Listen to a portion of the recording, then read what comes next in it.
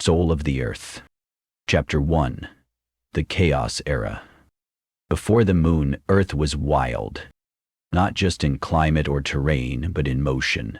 The planet tilted erratically on its axis, wobbling through space like a drunk dancer. One decade might bring glaciers grinding across continents. The next would flood them in unbearable heat. The skies screamed with static. Storms towered to the stratosphere. No rhythm, no pattern, only upheaval. Continents tore themselves apart and reformed. Magnetic fields shifted. Poles reversed. Every time life began to stabilize, it was ripped down again. Extinctions came not once, but in waves. From the simplest cellular structures to the first ambitious forests, nothing could hold. Still, the Earth tried. In the deepest parts of the ocean, far below where light could ever reach, alien eyes watched. They weren't eyes in the way we think of them. They were sensors. Self-repairing, shielded from pressure, designed to last millions of years. Buried in volcanic trenches and beneath mid-ocean ridges, they waited, recording, observing. Not interfering, not yet. From orbit, probes swept over the chaos. They tracked energy flows in the atmosphere, seismic waves across tectonic plates, and the flicker of bioluminescent creatures blooming, then vanishing, as ecosystems blinked in and out of existence. The planet was promising, but unstable. One report after another was filed, not to a central government, but to a distributed network of ancient intelligence. Not AI as we understand it, but something older, vaster. Not alive, but aware. Not curious, but purposeful. And Earth had potential. It just needed help. The chaos wasn't random. The planet lacked something fundamental, something to anchor it. Without a gravitational stabilizer, its axis wobbled out of control. Its seasons were erratic. No species could plan, adapt, or evolve intelligence under such conditions. Earth was a fertile field whipped by 1,000 conflicting winds. Though the watchers waited. They didn't judge. They didn't rush. They simply calculated. And then, when the timing aligned, they began. A plan long in the making unfolded. An object the size of a small planet was pulled from elsewhere. Not a comet, not a rogue satellite. Something precise, hollowed out, engineered. It was moved into orbit with careful calibration, using forces far beyond what human physics now understands. It was not crashed into Earth to form the moon. That was a lie humanity would later tell itself, a cover story for something it was not yet ready to face. Instead, the moon was placed, slowed, aligned, tuned like a weight on a spinning top. And Earth changed. Almost immediately, the wobble quieted. The tides found rhythm. The seasons developed a pattern. Storms still came, but not with the same apocalyptic randomness. Ecosystems recovered. Species stabilized. Evolution, no longer battered by constant resets, began to accelerate. The alien stations deep beneath the oceans shifted into a new mode. Guidance, not just observation. They seeded atmospheric components, spread microbial chains, evened out planetary frequencies. Still hidden, they exerted gentle nudges across millennia. Earth's wild dance became a slow waltz. The moon, so brilliant and serene in the night sky, became a memory eraser, a pacifier, a gravitational lullaby singing stability into the planet's bones. It was never meant to be worshipped, but perhaps in time the aliens understood it would be. Even now the deep ocean holds the scars of that transformation. Smooth trenches, too precise to be natural. Fields of hexagonal mineral formations that no geological process can explain. Perfect cubes of metal buried in mud, unmoved by current or decay. The planet was quiet now, stable, but the watchers knew that calm was only the beginning. It was time to sow the seeds. They were not gods, though that is how they would one day be remembered. Through carved myths, skyborne legends, and the fading whispers of stone. But in truth, they were architects, engineers of gravity and time. Their tools were resonance, frequency, and light. Their minds spanned centuries, their ethics forged by cycles of trial and observation. They did not arrive in conquest, they came to prepare. They called themselves the lore, or that is the nearest approximation a human tongue could make. They were not biological in the way Earth understood life. They had bodies when they needed them, but their consciousness could flow across mediums, light, plasma, even quantum substrate.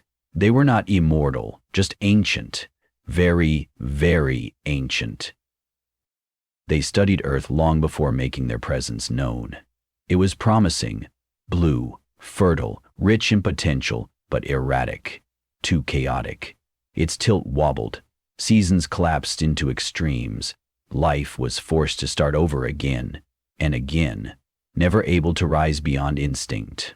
So they stabilized it. The moon was not born from a planetary collision, as human textbooks would later claim. That myth was useful for a species not yet ready for truth. In reality, the moon was placed, pulled from elsewhere, hollowed and reinforced, then set into perfect orbit. Its presence calmed the Earth's axis, synchronized the tides, and allowed seasons to form in reliable rhythms. With stability came continuity. With continuity came progress. But the moon was more than a stabilizer, it was a machine. Beneath its dusty regolith were enormous internal structures, labs, vaults, harmonics chambers, control cores. On the far side, where Earth never sees, a craft was embedded near the crust, over 2 miles long, wedge-shaped, and buried by time and micrometeorite strikes. It never moved again. That ship had not brought them here, but it was built for return, if needed. It would never fly. Their homeworld was gone. They had received the last signal 200 Earth years into their mission. A silent star, once the center of their civilization, had gone nova. Not just the planet, but the system, erased in radiant death. There were no survivors, no beacon to return to. The Lauer were now the last of their kind. Some among them wanted to leave anyway, to search for a new world among the stars. Others believed Earth, now stable, could be their legacy. The vote was nearly even. But in the end, they stayed, not for conquest or control, for stewardship. Their presence shifted. They moved their operations from active manipulation to passive maintenance. Deep beneath Earth's oceans, they placed stations, living machines that pulsed with harmonic frequencies, subtly guiding tectonics, magnetism, and atmospheric evolution. These were not laboratories in the human sense, but systems of balance, capable of altering planetary rhythms without disturbing natural growth. The most significant of these lay beneath what would one day be called the Mariana Trench. Another drifted below the South Pacific Gyre. They ran on pressure gradients and geothermal flows, embedded in minerals that healed like skin. In times of crisis, they could awaken, but only if the planet was in true danger. They avoided Earth's continents. Land shifted too quickly, eroded too easily, and was bound to become inhabited. The oceans were better, quieter, forgotten. The lore themselves took on different roles. Some entered long hibernation states, embedding their consciousness into crystalline archives within the moon's core. Others remained active in slow cycles, monitoring planetary metrics and adjusting climate harmonics across millennia. A few began working on the next phase, preparing the biosphere not just for life, but for mind. They didn't engineer humans, but they guided the path. They introduced small genetic catalysts into early organisms, adjusting complexity over time. They seeded protein sequences that would favor the evolution of neural structures. Nothing immediate, no fingerprints left behind, only probabilities adjusted gently. And when the time was right, they released the linguistic code. A root language, not spoken but woven into the structures of cognition. Every early human culture would carry echoes of it, subconscious architecture for cooperation, abstract thought, and pattern recognition. The Laor didn't teach it directly. They embedded it into myth, rhythm, dream. Like gravity, it was always present, shaping the arc of civilization.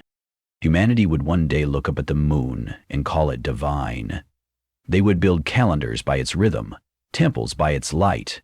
They would worship it, fear it, measure time with it. They would never suspect it was watching them back. The moon became more than a machine. It became a mirror, and the Laor, stranded guardians of a forgotten star, remained. Silent, patient, hidden in stone and water and myth, waiting for the minds they had helped shape to become ready. Earth was no longer just a planet. It was their purpose. Life flourished, not in sudden bursts, but in carefully tuned arcs, shaped by pressure, temperature, and time. Once the moon was in place and the chaos calmed, evolution began to accelerate. The deep systems planted by the Laor worked quietly, adjusting flows of magnetism, nutrient patterns in ocean currents, and solar shielding through atmospheric microtuning. Earth became a garden set on a long timer. The oceans swelled with complexity, multicellular life diversified. On land, early mammalian lineages began forming, not just in isolation, but in mirrored developments across continents. This was not because the Laor manipulated DNA directly, but because they had learned to shape probability. They understood the conditions under which complexity thrived, and they laid those conditions like soil. In several regions, independent hominid species began to emerge. Some would vanish, others would fracture and merge. The process was messy, chaotic, full of false starts and dead branches. But beneath it all, the Laor watched with tireless patience. They had no calendar, no urgency. Their ship still slept on the far side of the moon, silent as stone. But their work continued. A few of them awakened from dormancy when Homo sapiens began to diverge. These humans were raw, fragile, but their brains showed something different, an emergent feedback loop of memory, abstraction, and mimicry. The Laor didn't interfere with their choices, but they gave them gifts. The first was rhythm. Not speech, not symbols, those would come later. Rhythm emerged from heartbeat, from walking, from the cycle of day and night. It settled into drum beats and breath patterns. The Lao amplified this tendency through minor environmental tuning, echo chambers in stone formations, resonant caves, places where human voices would carry farther, feel deeper. The second gift was image. Dreams sharpened, stories passed in sleep began to mirror reality. Certain geometric forms, spirals, concentric circles, the hexagon, began appearing in early cave art, long before writing. These shapes were not chosen at random. They were ancient Laor harmonic glyphs, embedded in consciousness through environmental cues and sound patterns. And the third gift was language. Not just the ability to speak, but the structure beneath it, the deep architecture of grammar, metaphor, recursion. What modern linguists would call the universal grammar. The Laor encoded a linguistic framework into the neurocognitive substrate of early humans through generational environmental entrainment. The words themselves would differ, rising in the thousands of dialects across the earth, but the scaffolding beneath would be the same, a universal root language buried in thought. It allowed humans to compare, to question, to teach, to form culture, to build memory not just in their minds, but across time. And once that memory could be passed, civilization was inevitable. Small settlements began to form near rivers, coastlines, and mineral-rich valleys. The Laor did not guide these directly. Instead, they nudged the tectonic flows beneath certain regions to bring nutrients to the surface. They tuned lunar gravitational pulses to encourage consistent tides, guiding migration and harvest patterns, and in rare cases they left behind symbolic seeds, a perfectly smooth stone, too dense to have formed naturally, or a mineral vein shaped like a spiral, buried just deep enough to be found. These were not instructions, they were invitations. Some cultures took them as sacred signs, others incorporated them into myth, but the intended effect was always the same: to spark the imagination, to widen the path toward meaning. In one region of what is now South Africa, a small tribe developed an unusually advanced counting system tied to the lunar cycle. In the highlands of Central Asia, cave symbols mirrored planetary alignments no one should have been able to observe. In what would one day become Turkey, a stone temple rose in perfect geometric harmony with the stars, thousands of years before formal agriculture. The seeds had taken root. The Lauer debated among themselves. Some felt they had done enough. Others argued it was too soon to step back. But all agreed on one point. Direct contact would be a violation. They had made this mistake once before on another world. That civilization had destroyed itself within 3 generations of knowing the truth. Here, they would wait and watch. And if needed, protect. By the time early humans began carving myths of sky gods and talking stars, the lure had fully withdrawn from direct influence. But their work continued through the systems they had built. The deep ocean stabilizers, the lunar observatories, the dream-encoded frequencies embedded in the structure of spoken sound. Humanity would believe it was alone, but it was never abandoned. Atlantis was not a myth. It was a memory, distorted over time, reshaped into legend, then buried under the weight of denial. But long before the pyramids, before Sumer, before any stone was lifted in Egypt or carved in Mesoamerica, Atlantis rose from the earth like a thought made manifest. It began near what we now call the Azores, a ring of volcanic islands, rich in mineral resonance and geothermal energy, pulsed with ancient harmony. Here, under guidance both seen and unseen, humanity's first advanced civilization emerged. Not the first to farm or build, but the first to understand balance. Atlantean society was not defined by kings or war. It was defined by calibration. They had no centralized religion. Their temples were harmonic chambers, used to align body and mind with planetary fields. They learned to shape energy not by burning or breaking, but by tuning, drawing power from the Earth's ley lines, from oceanic pressure gradients, and even from the moon itself. Their technology was crystalline, frequency-based, and deeply integrated with natural forces. They did not use machines in the way we do. Their cities hummed. Lights grew brighter when more minds gathered in peace. Gravity was softened, not conquered. Their greatest libraries were not made of paper, but of sound. A living archive encoded in resonance chambers that responded to intention. The lore watched with a kind of reverence. For the first time in this cycle, a species had begun to approach harmony. Atlantean engineers mapped fault lines and stabilized tectonic drift. Healers used sonic fields to realign the body's frequencies. Children learned to read magnetic patterns in stone and sky. It was not utopia, it was a turning point. But all turning points come with choices. Atlantis began to look beyond the earth. They built towers of crystal and gold alloy that reached toward the stratosphere. Some among them theorized ways to reflect or absorb solar energy at planetary scale.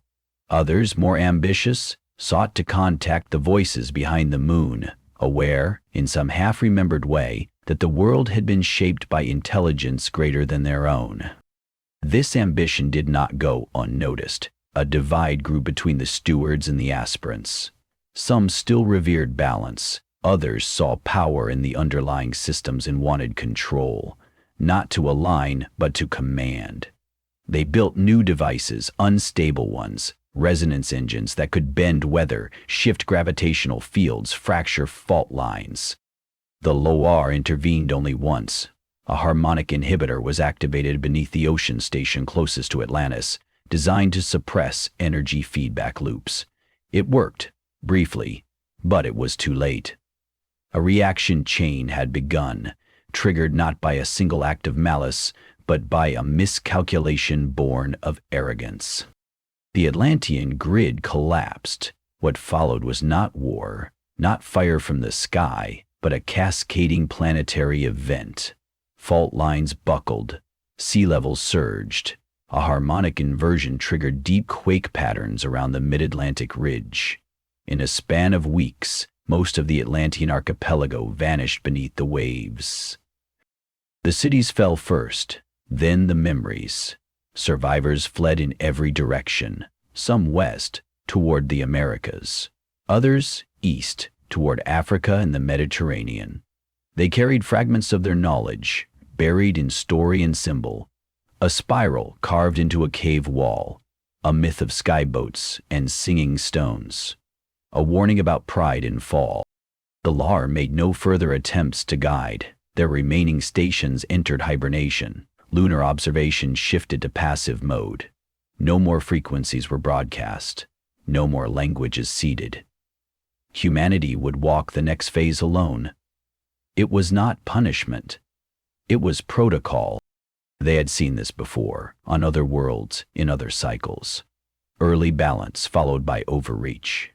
The threshold between stewardship and dominion was narrow. Atlantis had stepped too far. Still, the Earth remained viable, and not all was lost.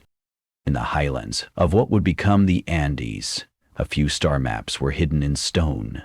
In Egypt, a harmonic chamber was buried beneath future sands. In the Far East, a circle of scholars encoded the last root glyphs into oral traditions. And deep beneath the oceans, the lure still slept.